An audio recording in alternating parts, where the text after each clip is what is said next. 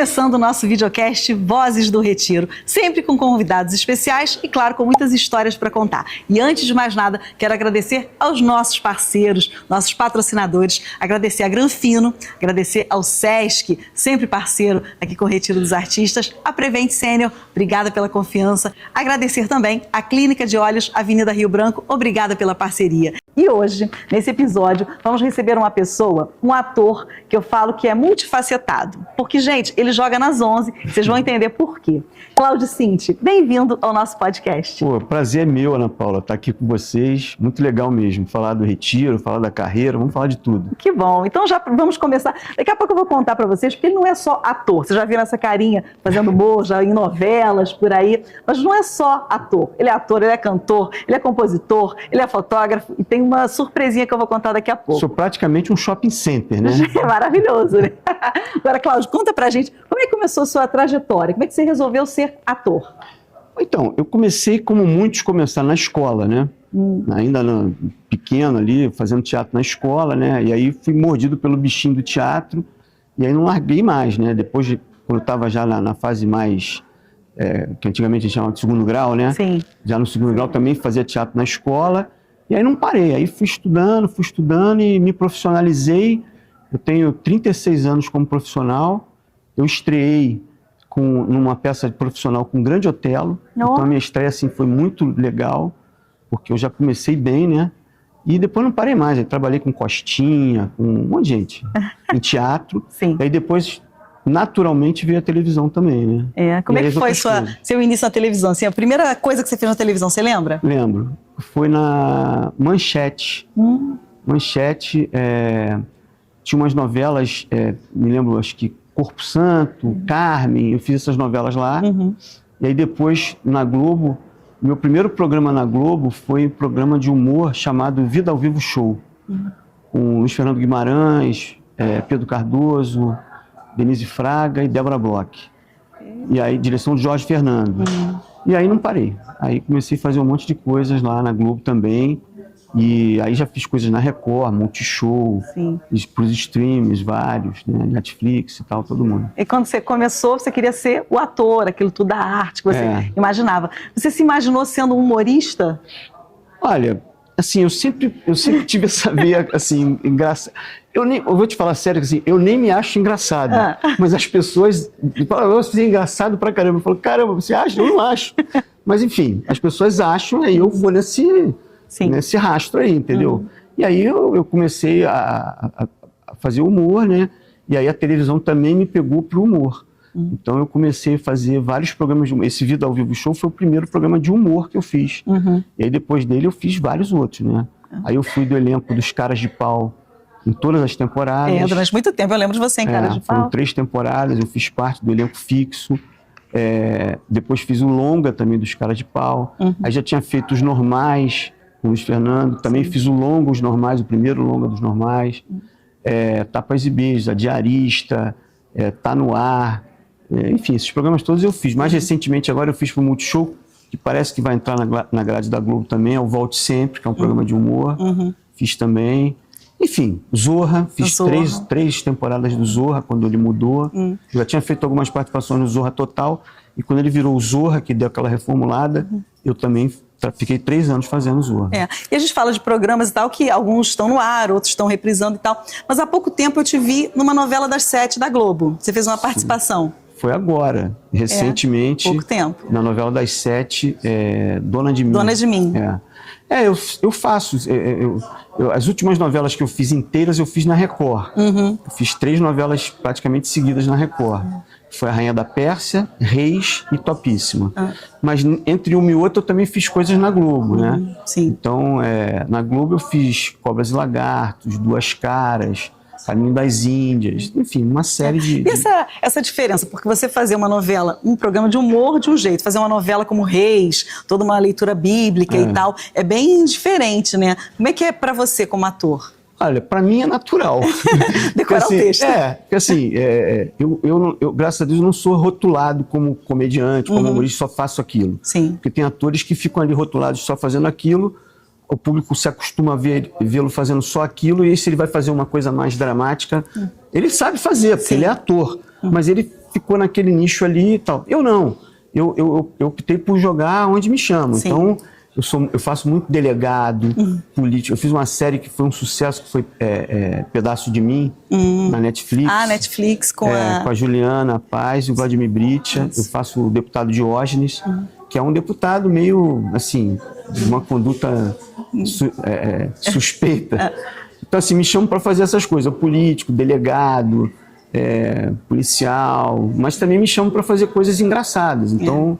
eu navego bem. Onde estiver, você vai. Onde me chamar, Agora, eu vou. é aquilo, viver de arte, a gente sabe que não é fácil. No nosso país, meio complicado. E você não é só ator, você também canta, você é compositor, sei de shows que você faz. Como é que é isso? Conta pra gente. Eu componho, né? Eu tenho 2 discos já lançados, um pela Warner, que lançou aqui no Brasil, né? E o outro pela Gufo Record, que é uma gravadora de Milão. Uau! Italiana. Eu tô lá com eles agora, eu tô preparando já um novo EP para lançar também lá. Já tô com algumas composições, até algumas já gravadas, e outras por gravar para a gente fechar e lançar. Eu faço mais sambas, né? Um samba meio bossa nova, assim. Mas, por exemplo, meu primeiro disco, eu fiz uma série de shows no Beco das Garrafas, que é o lendário Beco das Garrafas, onde nasceu a bossa nova. Isso. Onde a Elis ganhou o primeiro cachê dela, foi cantando no Beco das Garrafas, né? E eu fiz uma série de shows lá, num show que misturava humor e música. Então eu misturei as duas coisas, eu contando histórias e cantando músicas minhas, algumas minhas, e músicas também de outros autores. Eu fiz esse show lá, que eu recebi convidados à época que faziam Zorra comigo, que os atores que cantavam, todos queriam participar do meu show. Então, Nelson Freitas, Luiz Miranda, Ícaro Silva, enfim, várias pessoas foram lá cantar comigo, né? Fiz vários shows lá. E aí, depois disso, também fiz esse show em outros lugares. Eu já fiz, a gente está gravando aqui no Casa Shopping. Sim. Eu já fiz um show aqui no Casa Shopping. É mesmo? Muitos anos atrás. Daqui a pouco a gente pega o violão, você canta. Não, mas eu não sou músico, eu só componho e canto.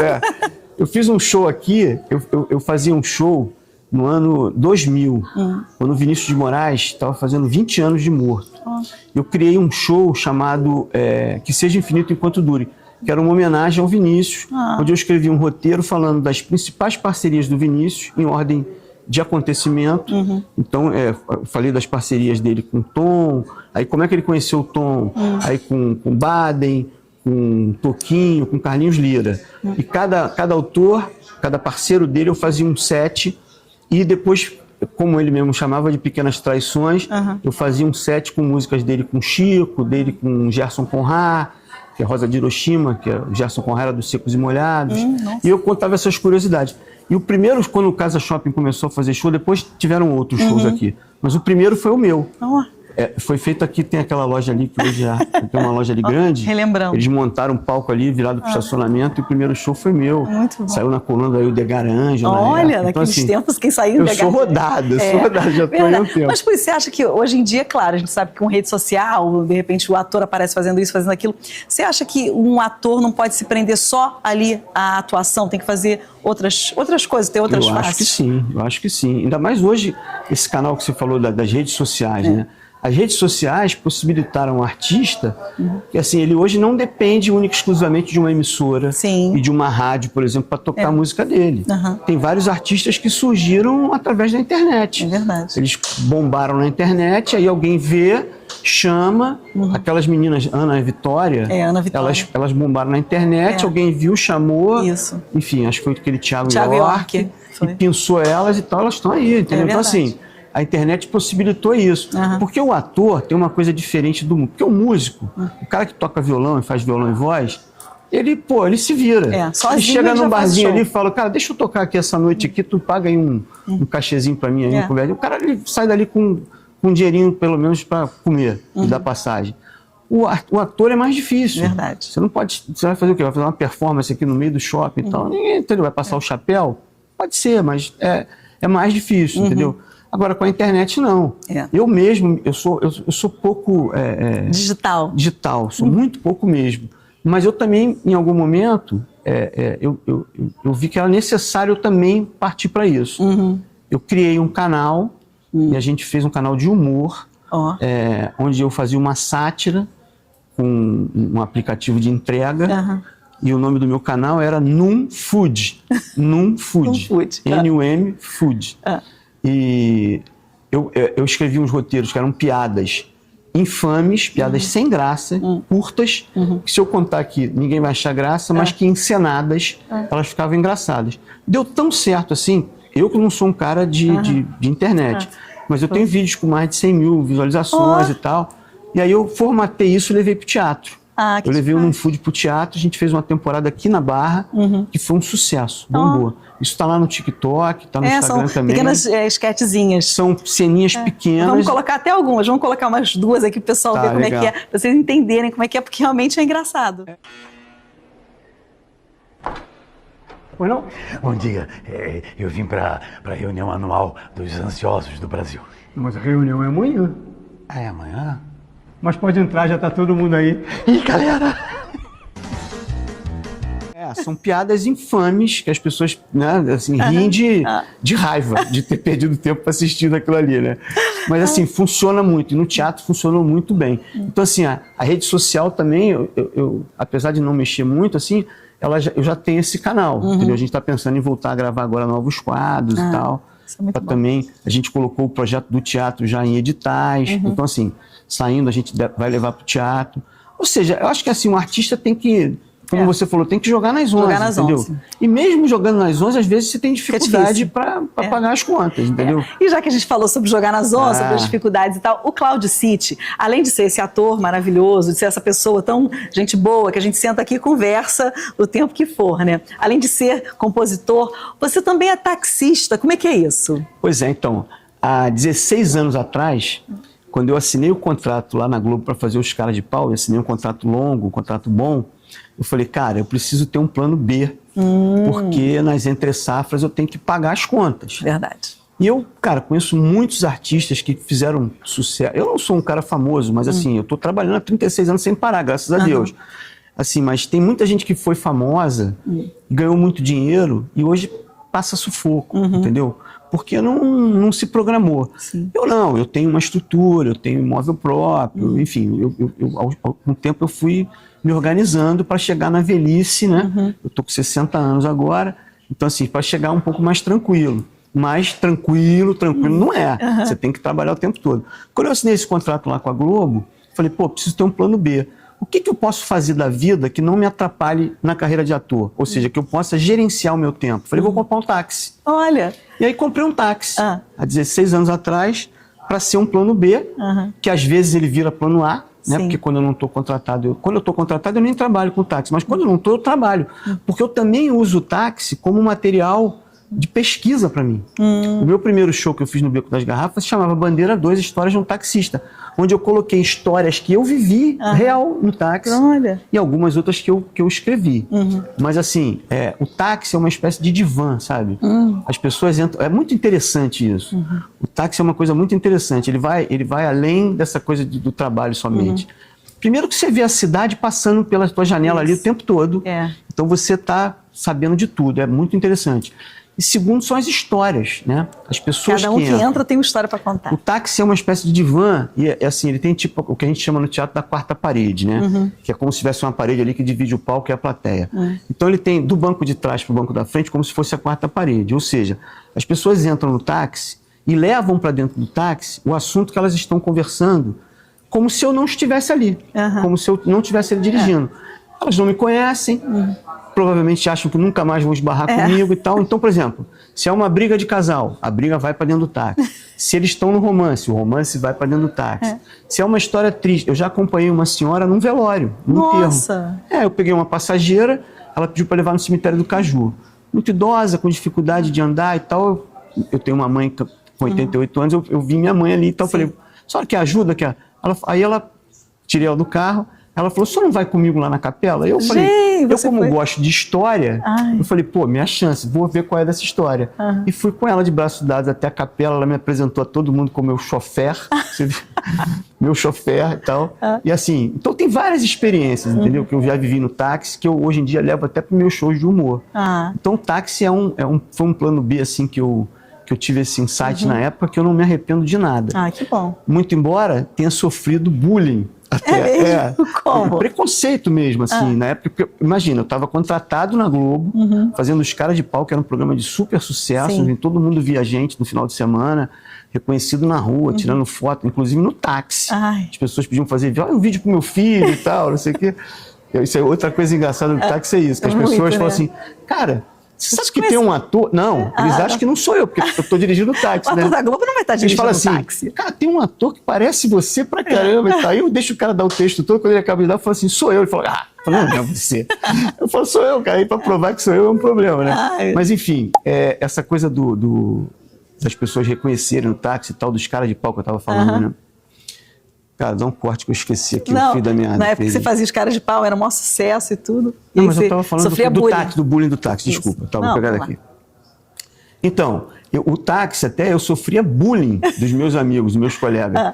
Porque imagina, eu contratado na Globo, né, Sim. fazendo Os Caras de Pau, que era um programa de sucesso, as pessoas reconheciam a gente na rua e tal, não sei o quê. Mas ao mesmo tempo tinha um táxi. E aí uma vez um colega no camarim falou pra mim assim, cara, como é que você se sujeita a dirigir um táxi, cara? Ai. Você é um ator global. Eu falei, querido, primeiro, nem eu nem você somos atores globais, nós estamos globais. Exatamente. Amanhã não estaremos mais, talvez. É. Então o táxi, cara, pra mim não é vergonha nenhuma. Porque vocês saem daqui e vão lavar prato na América, vão ser frentistas de posto de gasolina, mas aqui ninguém quer lavar prato. Verdade. Então eu não tenho problema nenhum com relação a isso, nunca tive, entendeu? E todo mundo sabe, eu falo pra todo mundo mesmo que eu tenho táxi. Ainda tem um detalhe, na pandemia ainda atendi vários colegas, seja levando equipamento, tem que levar uma câmera não sei aonde, as pessoas confiavam em mim. Então ainda teve um caso, até eu não vou citar o nome aqui do diretor, mas na pandemia, no auge da pandemia, uma novela foi gravada, as primeiras cenas foram gravadas no exterior, e o diretor, muito meu amigo, diretor da novela, que depois eu até entrei na novela, ele me liga um dia e fala assim, cara, eu tô com as cenas que a gente fez fora do país aqui, eu tenho que mandar para casa do colorista, que era da Globo também, para ele ajustar as imagens e tal. São as primeiras cenas da novela, o primeiro capítulo da novela. Eu só confio em você. Ai, tá vendo? E aí ele me deu o material e falou, cara, esconde isso no carro, porque se te roubarem, eu te dá o carro, mas não dá isso. Porque isso vai... Cara, aí eu levei na casa do colorista, o cara ficou lá 2 horas com aquilo baixando lá, eu fiquei aguardando para levar de volta. Então, assim, eu fiz serviço para várias pessoas, claro. que eram uma pessoa de Porque, confiança. lógico, entendeu? confiavam em você e sabiam que você podia fazer. E era um dinheiro de se ganhar e era uma Claro, forma de ganhar um claro, dinheiro também, claro. né? Isso é muito, muito importante. Mas ser um taxista e esse coração generoso que você tem, que a gente ainda vai falar sobre o nosso retiro dos artistas, sobre todo esse trabalho que você faz ali de forma voluntária, com esse coração tão bom, você um dia também foi ajudar e acabou ficando dodói por causa do táxi. Fiquei. Eu tava subindo na Grajaú Jacarepaguá, para quem não é do Rio, é uma estrada que liga aqui Jacarepaguá ao Grajaú, né? Uma serra. Eu estava subindo ali, senti um cheiro de queimado. Quando eu viro uma curva assim, tem um carro pegando fogo, um casal de senhores. Eu parei para ajudar, botei eles dentro do meu carro e fui apagar um incêndio. Apaguei, era na parte elétrica e tal. Fiquei lá desligando a bateria e tal. E começou a chover, eu me molhei muito. Chamei o reboque, chamei o carro para levá-los e tal. E entrei no meu carro e fui embora com o ar-condicionado ligado. Bom, isso foi numa quinta-feira. No sábado, eu ia fazer um show e fiz. Um show beneficente no Retiro dos Artistas. Sim. Um show de humor lá. Fiz no sábado. No domingo comecei a sentir uma dor de garganta e tal. Enfim, fui piorando. Na quinta-feira, uma semana exatamente depois, eu fui internado num quadro grave de pneumonia que evoluiu para uma septicemia. Nossa. Eu fiquei entubado 15 dias. Foi uma fase assim, a pior fase da minha vida. Eu quase morri realmente. Perdi muito peso. E aí foram 4 internações seguidas, com tudo assim que possa acontecer, uma coisa atrás da outra. Virei, assim, infecção urinária. Tudo foi acontecendo. Foi desencadeando o no outro. fundo mesmo, assim, quase morri, de fato, né? E fiquei de outubro até abril, quando eu tive alta de tudo, né? Sem trabalhar. Imagina, eu como ator, sem contrato à época, como taxista autônomo, Sem poder dirigir o táxi. sem trabalhar. Aí 3 amigos meus, atores também, que faziam num food comigo, Felipe Sanches, que também é de rádio. Sim, conheço o Felipe. Você conhece, que também é ator. Felipe dirigia lá no food, meu amigo de muitos anos. a Jaqueline Macoé, que é a atriz que faz comigo no Não Food, e a Catarina Martorelli também. Sem eu saber, eu ainda entubado, eles organizaram uma vaquinha, aí acionaram meus amigos dos Caras de Pau, enfim, todos os amigos fizeram uma vaquinha para me ajudar. Olha. Eu sem saber, quando eu voltei, né, que eu estubei, eles me deram essa notícia, e eles começaram a postar isso tomou um vulto assim nacional.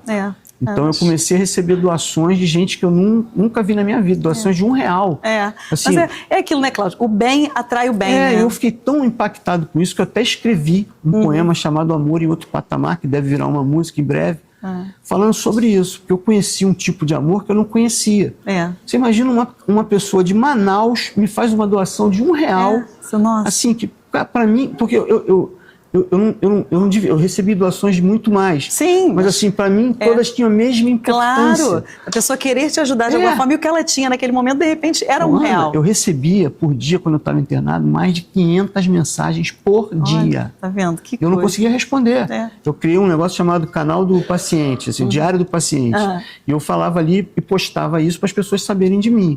E aí, óbvio, vários famosos também me ajudaram, amigos e outras pessoas que eu nem conhecia, se sensibilizaram. Então, assim, isso me segurou a onda de outubro até abril, quando eu tive alta, que aí eu comecei a voltar a trabalhar. Graças a Deus, hoje eu estou levando a vida normal, tranquilo, trabalhando, inclusive sempre precisando trabalhar, é sempre bom lembrar aos claro. Diretores e aos produtores que a gente Cláudio sempre precisa trabalhar, por favor. O táxi está estacionado, mas pode ficar estacionado, pode ir lá trabalhar. Agora, Cláudio, eu já te vi em campanhas de doação de órgãos, já te vi fazendo, realmente fazendo bem, né? Você é essa pessoa que o que você puder ajudar, você está ali pronto para ajudar. Porque eu acho que a gente está nessa vida, assim, a vida é muito curta para a gente passar batido por ela, entendeu?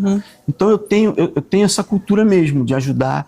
Eu ajudo uma instituição há muitos anos que cuida de crianças com câncer, outras instituições, Médicos Sem Fronteiras, GRAAC. Há muitos anos eu ajudo essas instituições e quando é necessário eu boto a minha cara também. Eu agora estou muito engajado na coisa da doação de órgãos. Então eu fiz um vídeo falando sobre a importância da doação de órgãos, né? Que o Brasil é o segundo país que mais transplanta no mundo, que tem a rede pública maior do mundo através do SUS. O SUS abraça todos os pacientes que estão precisando de transplante, são atendidos pelo SUS, né, gratuitamente. Então, isso assim, é muito importante. em hospitais de ponta. O Brasil é referência nisso, né? E eu estou engajado nessa também, já gravei 2 vídeos.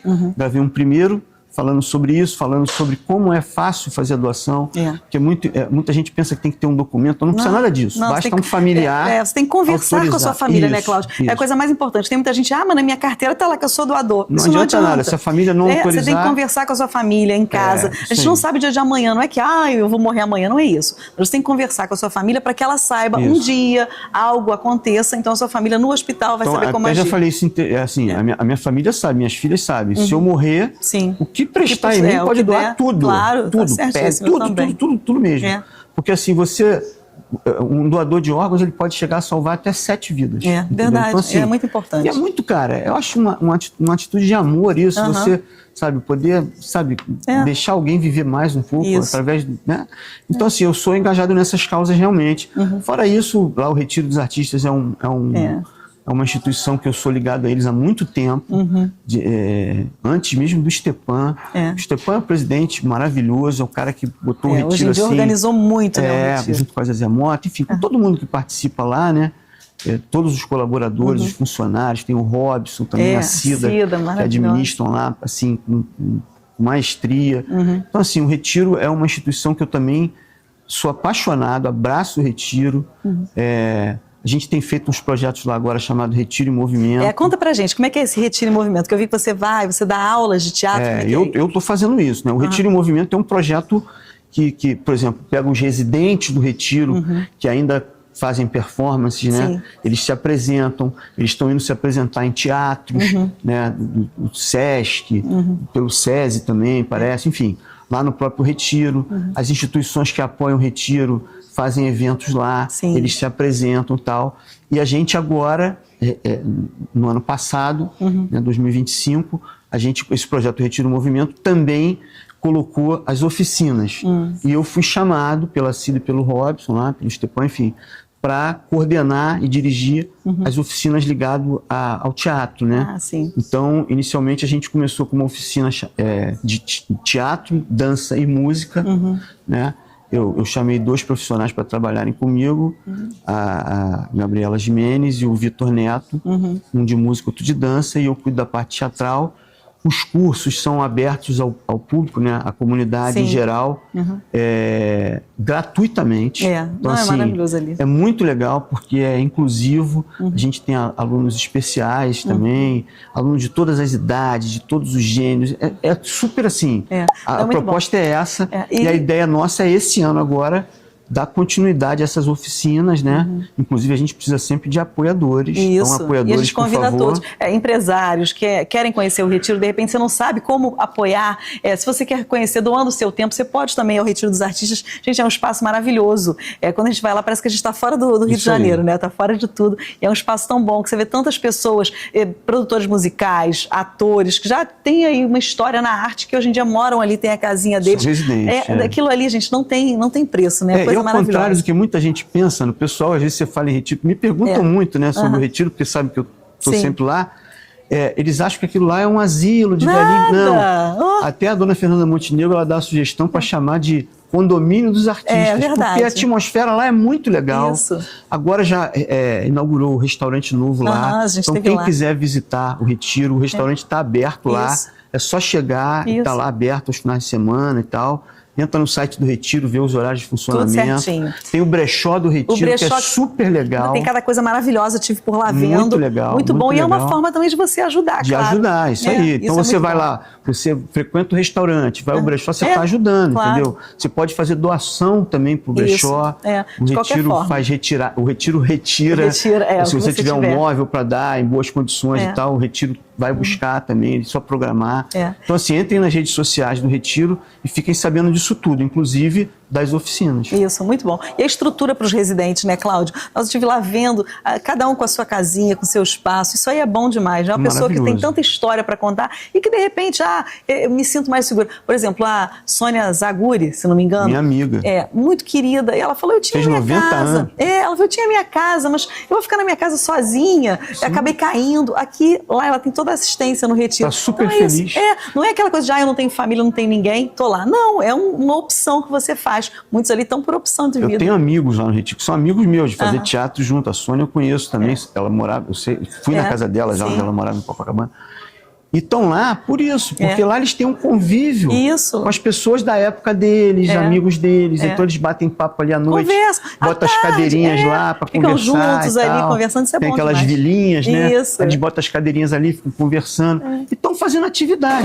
Estão se apresentando. Nesse projeto do Retiro em Movimento, vários deles fizeram palestras, se apresentaram fazendo seus números que faziam à época que estavam em plena atividade. É verdade. Agora fizeram lá um curso de dublagem. Isso, para Netflix. Para Netflix está abrindo um estúdio de dublagem lá.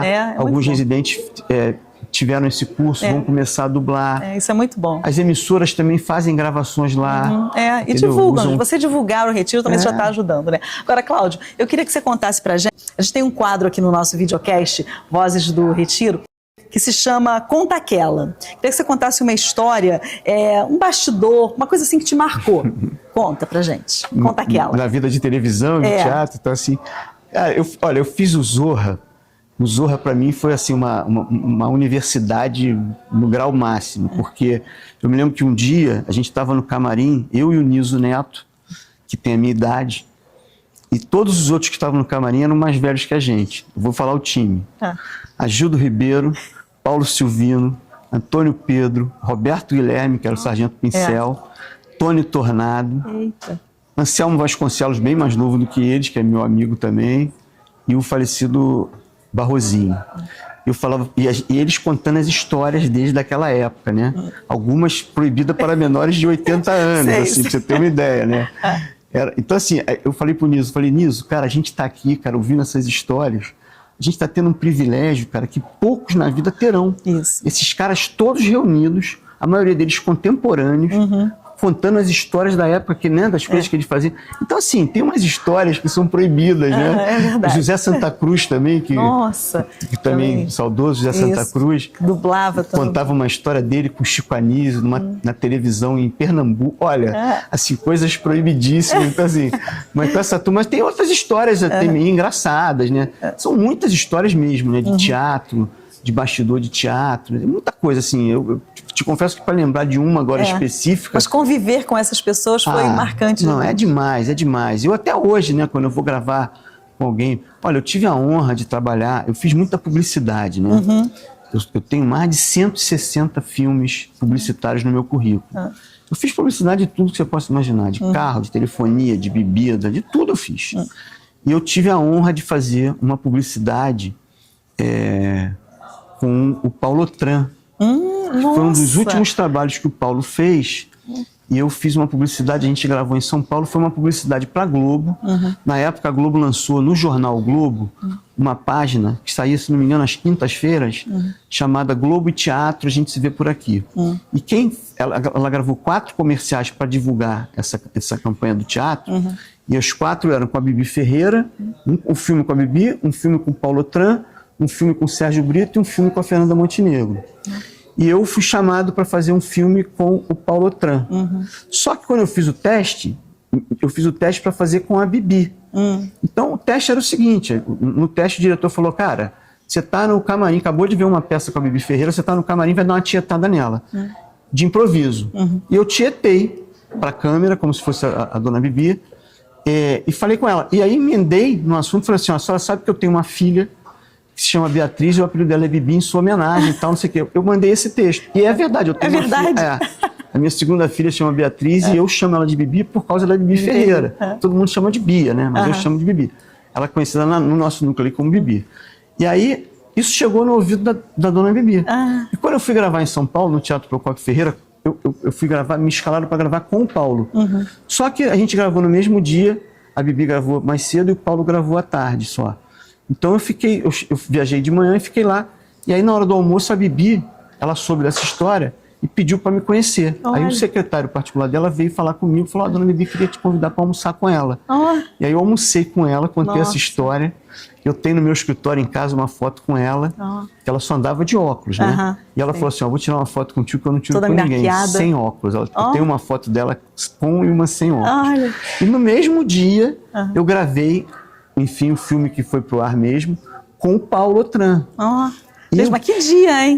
Não, assim, eu tenho a foto também com o Paulo no meu escritório, que é uma coisa assim, para eternizar, né? E o Paulo, a gente tinha uma coincidência absurda. Então, quando eu fui apresentado a ele, eu falei assim, nós temos 2 coisas em comum.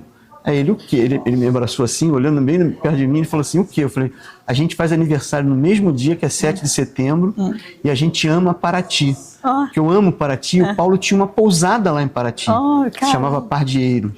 E aí ele me deu um abraço, aí a gente ficou amigo ali na hora. Então assim, o teatro e a televisão me proporcionou esse tipo de encontro, né? Conhecer esses caras que eu te falei. Trabalhei muito com o Renato Aragão também, com o Dedé, que eram caras que eram meus ídolos quando eu era criança. Isso não e aí você adulto trabalhar, contracenar com o Renato, com o Dedé, cara, assim, uma coisa que não tem preço pra mim. Mas é só agradecer mesmo por ter a oportunidade, né? Agora, Cláudio, a gente aqui no nosso videocast tem também um quadro que é o último ato. São respostas curtas. Eu vou te falar uma palavra e tal, e aí você define o que você pensa. Será que eu consigo? Consegue. Quero que você defina a palavra, você como artista. Realizado. Isso. Agora pode ser uma frase, tá? Uma frase que represente sua relação com a arte. Ai, cara, deixa eu pensar aqui. Eu acho que sem a arte salva. Pronto, a arte salva. Isso aconteceu na pandemia, inclusive. É verdade. Oi, como? Salvou tanta gente. Um sentimento que te acompanha ao criar. Eu gosto muito da coisa do passado, assim. Então, a lembrança é uma coisa que me ajuda a criar.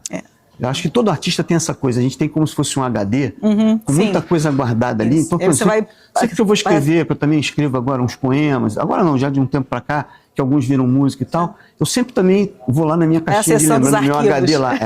Sim. Agora, um momento da carreira que você guarda. Eu acho que, assim, eu tenho alguns, mas esse dia com o Paulo, contracenar com o Paulo Otran, para mim, foi o ápice, assim, da minha carreira. E um desejo como artista? Cara, é morrer trabalhando. Bem velhinho, mas trabalhando. Eu acho que todo artista pleno mesmo não pensa em se aposentar e ficar em casa jogando dominó. Todos os que eu conheço morrem trabalhando. Esses que eu te falei aqui, o Agildo morreu trabalhando, todos, Antônio Pedro, Paulo o Roberto Silvino. Guilherme, o Silvino. Então, assim, eu sei que eles levaram até onde deu para levar, entendeu? E eram felizes. É verdade. E para a gente encerrar, porque estamos encerrando nosso bate-papo, que a gente fala bastante.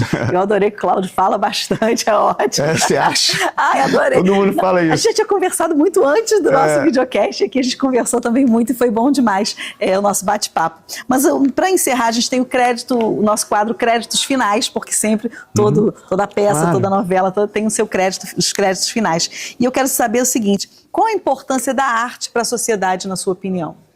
Cara, eu acho que sem arte é que nem a abelha. Né? Dizem não, é estudo isso. Né? Diz que se acabar a abelha, o mundo acaba. É verdade. Porque ela que vai, né, fazendo ali, né, aquela coisa do pólen, né? Isso, vai pegando E a arte é a mesma coisa. Eu acho que sem arte, cara, fica tudo impossível. É verdade. Porque a arte não só salva, mas a arte também serve como entretenimento, serve como para quem está triste, bota uma música e curte aquela fossa, quem está feliz bota outro tipo de música e curte aquela festa.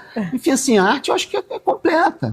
No teatro é a mesma coisa. Se você quer rir, você vai assistir uma comédia, você desopila, você sai do teatro, ou você vai ver uma peça que é um teatro super cabeça. E eu acho que a importância do teatro também é essa, é você sair do teatro, fazer com que o público saia do teatro modificado. Verdade. No mínimo refletindo sobre aquele assunto, entendeu? Eu acho que então a importância do artista é muito grande com relação a isso. Até fico às vezes um pouco triste porque a gente vê alguns artistas meio que assim, rasos demais, entendeu? Eu acho que não, que o artista tem que se aprofundar. Tudo bem que ele faça coisas rasas também. Faz parte. Todo mundo faz, Nem né? todo Às vezes, momento você vê o meu coisa de piadas aí, é uma coisa super rasa. A gente gostou. Mas é uma coisa para divertir, entendeu? Para desopilar mesmo, as pessoas riem. Claro. Então tem isso também. Cláudio, foi um prazer te receber aqui no nosso Vozes do Retiro, porque eu acho que é um exemplo para todos nós, né? Porque você continua aí trabalhando e cheio de projetos, né? O que eu mais gostei de conversando ali, que você está ali cheio de projetos, cheio de coisa, isso é muito bom. Quem quiser te encontrar nas redes sociais, te encontra como? Meu Instagram é Cláudio Cinti Ator. Vou soletrar o Cinti porque todo mundo confunde. O Cinti é italiano, né? É C-I-N-T-I. Para ficar mais fácil, é Cíntia sem o A no final. Isso, então é Cláudio Cinti Ator, no certo. Instagram. Obrigada, Cláudio, por ter participado aqui com a gente. Eu que agradeço, é um prazer estar aqui falando nesse projeto que é sobre o Retiro dos Artistas. Como eu já falei, é uma instituição que eu amo, adoro, quero estar sempre por perto lá do Retiro. E, pessoal, entrem nas redes sociais do Retiro, vão lá visitar, frequentem o restaurante, o brechó. Em breve vão acontecer obras lá, o teatro vai ser reformado, vai entrar no circuito Sesc, vão ter peças acontecendo, enfim, frequentem o Retiro, visitem o Retiro. Tá aí, gente, recado dado. Obrigada pela sua participação. Eu que agradeço. Cláudio Cinti é uma dessas vozes do Retiro. E a gente agradece a você que acompanhou aqui esse bate-papo, essas lembranças tão boas, esse exemplo de ator, de artista mesmo com um A maiúsculo que a gente fala, né? Que joga nas 11 e daqui a pouco tá jogando nas 12, que eu sei. Então, obrigada mesmo pelo carinho de todos vocês e agradecer mais uma vez os nossos parceiros. Granfino, obrigada pela confiança. Sesc, sempre está presente aqui com o Retiro dos Artistas. Agradecer a Prevent Senior, que ajuda tanto a gente. E agradecer também a Clínica de Olhos, Avenida Rio Branco. Obrigada pelo carinho de todos vocês. E em breve tem mais um videocast, Vozes do Retiro. É isso aí, gente. Obrigado. Até a próxima. E esse papo que a gente acabou de conferir com o nosso querido Cláudio Cinti, estava gostoso, né? Pois é, a gente conversou com ele em dezembro, uma entrevista que gravamos, falamos sobre toda a vida, sobre a carreira, sobre o nosso Retiro dos Artistas. Mas a vida, gente, não é uma novela, mas às vezes parece, né? A vida real também tem lá suas cenas que merecem ser contadas. E por isso, a gente volta aqui algumas semanas depois, alguns meses depois, o Cláudio Cinti está de novo com a gente, porque tem muita coisa para contar, hein, Cláudio? Verdade.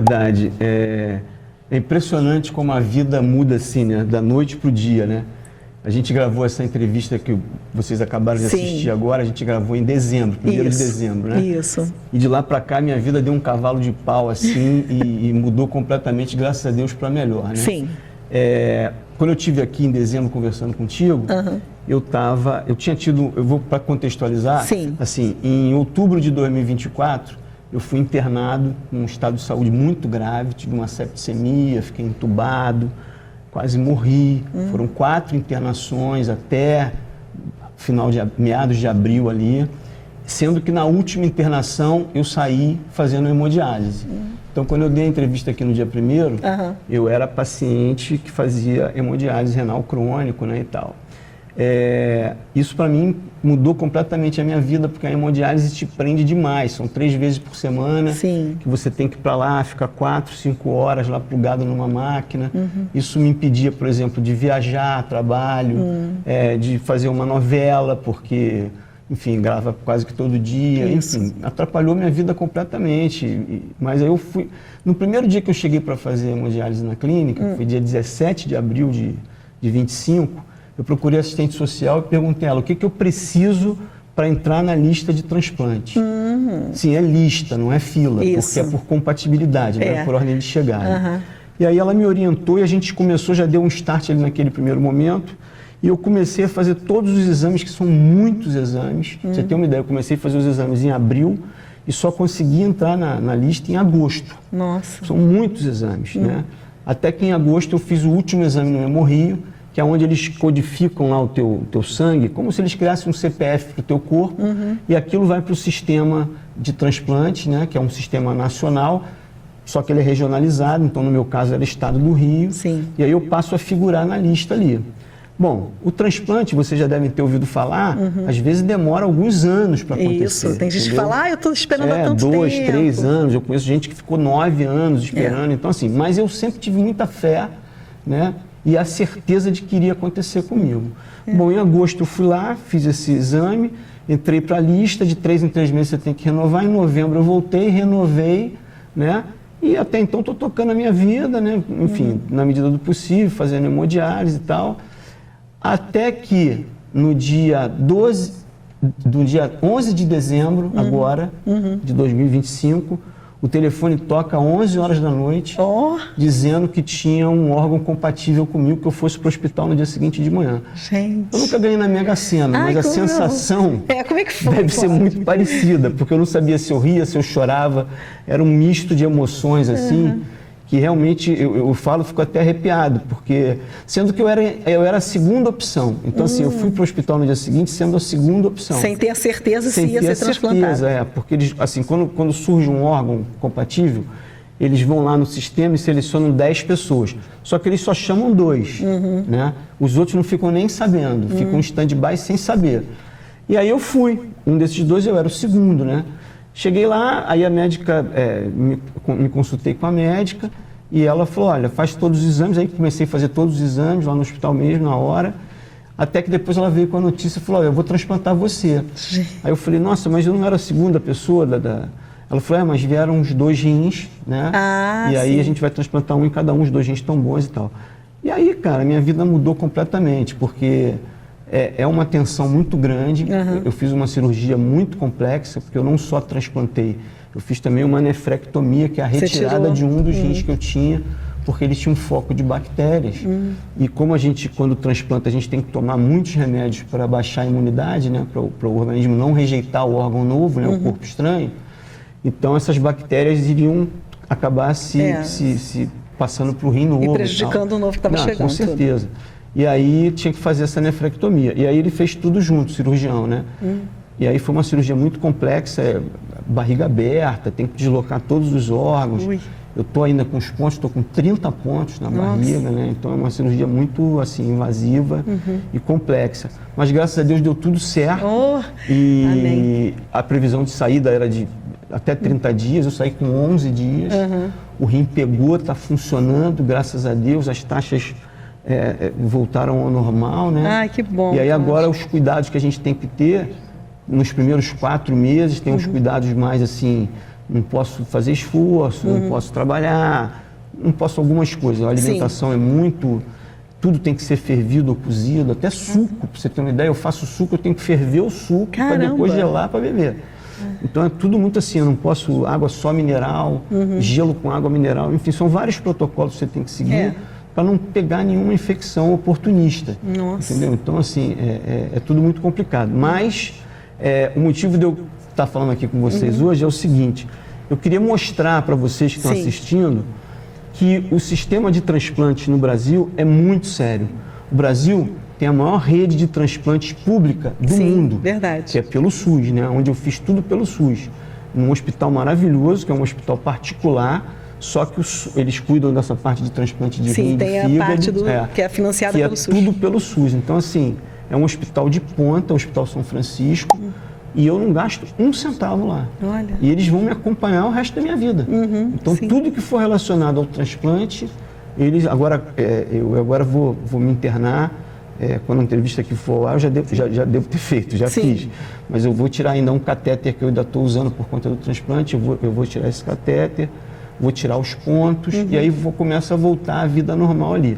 Então o que eu queria falar para as pessoas é o seguinte, eu sempre me coloquei em casa, para minha família, que eu sou um doador de tudo. Sim, pode doar tudo. Isso é muito importante. E assim, e agora eu sou uma testemunha viva de que isso dá certo. Como a doação é importante. É muito importante, porque ainda tem uma coisa, tem muita gente que eu já ouvi falar assim, não, eu não vou me declarar doador, porque aí eu posso ser internado para cuidar de uma coisa. E aí, bobagem. Então isso é uma bobagem, é uma ignorância, na verdade, mesmo. Entendeu? Porque é tudo muito sério, e eu posso falar porque eu vivi isso, estou vivendo isso.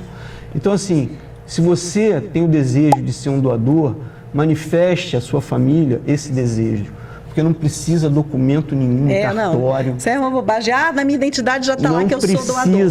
E não adianta também, não adianta, porque você está doador. Mas quando um dia você morrer, sua família que vai decidir. Justamente. Basta um familiar, no momento lá do seu falecimento, comunicar no hospital lá, a equipe, falar, olha, a gente quer doar tudo. Isso. E aí, cada pessoa chega a salvar 7 vidas. Gente, entendeu? Isso é um ato de amor. Muito.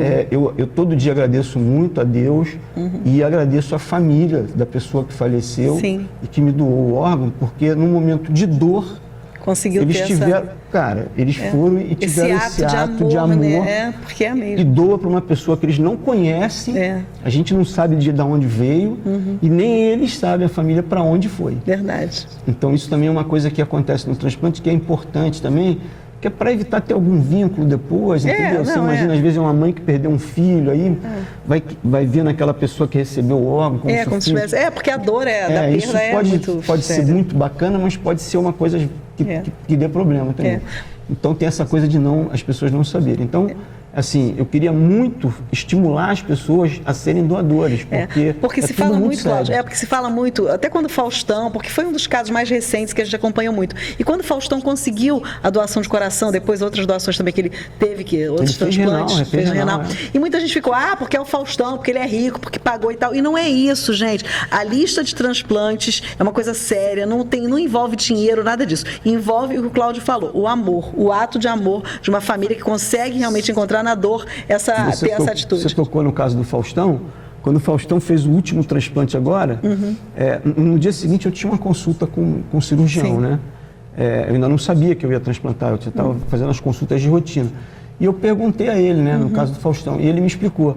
O caso do Faustão, ele entra na lista como prioridade 0. Ou seja, ou o cara transplanta urgentemente ou vai morrer. Vai morrer, exatamente. Então não era porque era o Faustão. Claro que não. É qualquer um. É um então, ser humano. Quem que chega nesse estágio, o cara é prioridade na lista. Então, assim, todo mundo se mobiliza para salvar aquela vida. Então, assim, é tudo muito sério. Isso que eu queria deixar esse depoimento aqui, para acabar com esse mito de que não, tem falcatrua. Não tem. O Brasil é o segundo país no mundo que mais transplanta. Ele só transplanta menos que os Estados Unidos. Só que nos Estados Unidos não tem SUS, né? Não tem, o SUS deles lá não existe. Claro, então, tudo pago, tá, gente? É pago e é muito caro. Muito caro. Então, assim, o que dá margem também para, enfim, compra de órgãos, essas coisas todas lá, rola isso. No Brasil, não. No Brasil é através desse sistema de transplante e que funciona muito bem.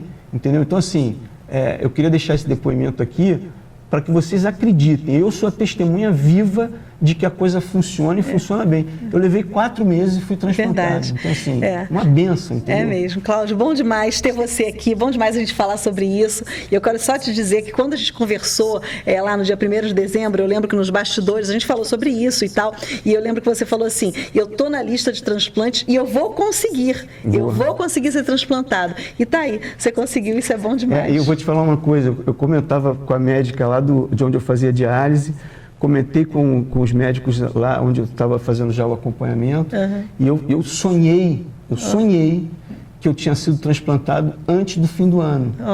E aí, meu transplante saiu no dia 12 de dezembro. Tá vendo? Quando os médicos souberam disso, falaram assim, cara, você, pô... É evidente. Eu falei, não, cara, mas era a minha fé era tão grande, a minha determinação de que eu não só iria transplantar, mas que iria dar tudo certo.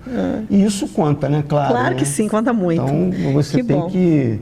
Eu fui proativo, eu fui... Isso. O que eu tenho que fazer? E eu fiz. Ficar em casa chorando não resolve. Não resolve. Eu me preparei esse tempo todo, eu estava fazendo exercícios, porque você não pode ter nada que impeça. Então, por exemplo, dente. Se você estiver fazendo tratamento de canal, tem que finalizar. Eu estava fazendo um canal, finalizei, porque se você for chamado, estiver fazendo tratamento de canal, isso pode ser um impeditivo. Pois é, são coisas simples, são coisas simples que você tem que estar bem, entendeu? Então, assim, eu me preparei para isso. E acho que isso também contribui para o sucesso do transplante. Claro que sim. Bom demais receber você novamente aqui no nosso Vozes do Retiro, para a gente falar sobre isso. Em breve queremos você nas novelas, queremos você lá no Retiro. O pessoal sente sua falta. A gente vai voltar agora em 2026, com os cursos de teatro lá no Retiro, que eu dirigi agora no final do ano passado. A gente vai voltar agora com cursos novos. E também, pessoal, vão lá conhecer o Retiro, entrem em contato, ajudem. O Retiro é outra instituição que é seríssima. Muito. Entendeu? Então, assim, vale a pena conhecer o Retiro e ajudar o Retiro também. Isso. Obrigada, Cláudio. Obrigado, e quem quiser saber mais sobre a vida de Cláudio Cinti, só seguir lá no Instagram, que eu sei que você está super ativo e continua lá. Isso aí. Todo mundo está lá conversando com você. Cláudio Cinti, ator. Isso. Obrigada, Cláudio. Obrigado a você. Tchau, gente. E obrigada a você que está com a gente aqui no Vozes do Retiro, que acompanhou esse papo, né, diferente. A gente conversou um pouquinho antes, conversou um pouquinho agora, mas valeu a pena, né? Tenho certeza que se você está precisando, conhece alguém que está precisando, passando por esse problema, conversa, conta a história do Cláudio Cinti, que eu acho que um incentivo como esse faz com que a pessoa continue acreditando que vai dar certo. E dá. Esse é o nosso Vozes do Retiro, que tem de tudo, gente. Tem até histórias positivas como essa.